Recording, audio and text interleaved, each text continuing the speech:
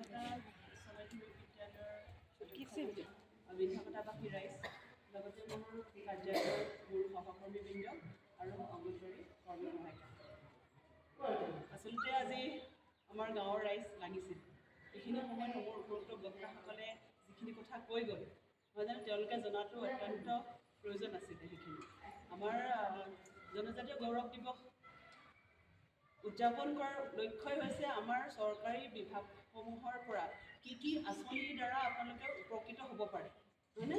কেনেকুৱা ধৰণৰ আছে বহুতে আমি বহুতখিনি কথা আমি নাজানো, নহয়নে? আমি নিজৰ বিভাগটোৰ কথা জানো, ধৰক অন্য বিভাগৰ কথাখিনি আমি ইমান ভালদৰে নাজানো। ইয়াতে আহি আমি যেনেদৰে জানিছোঁ কিছুমান আঁচনিৰ কথা, তেনেকৈ মানুহখিনিও জনা হ'লে আমি যদি আঁচনিখনৰ বিষয়ে নাজানো সেই আঁচনিখনৰ পৰা যিখিনি আমি লাভ কেনেকৈ উঠাব পাৰিম, নহয়নে?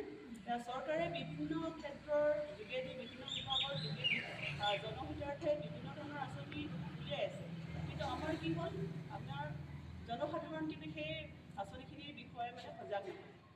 আজি যিসকলে ইয়াত উপস্থিত আছে মই আমাৰ অংগনবাড়ী কৰ্মী সহায়িকাসকলকো ক'ম বা বিধানঘটাবাসী ৰাইজকো ক'ম আৰু আমাৰ যিসকল ৱাৰ্ড সদস্য আছে তেওঁলোকেও যাতে এখেতসকলে যিখিনি মোৰ উপৰোক্ত বক্তাসকলে যিখিনি কথা কৈ গ'ল সেইখিনি যাতে ৰাইজৰ আগত আপোনালোকে কৈ গ'ল।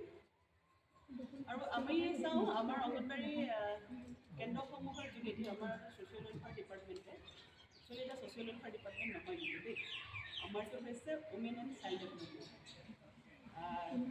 আৰু মহিলা উন্নয়ন বিভাগ আমাৰ ছ'চিয়েল ৱেলফেয়াৰ আছে। তাৰপিছত আমি চাওঁ নিউট্ৰিশ্যন পাৰ্টটো আমি চাওঁ, স্বাস্থ্যৰ ক্ষেত্ৰত আমি বেছিকৈ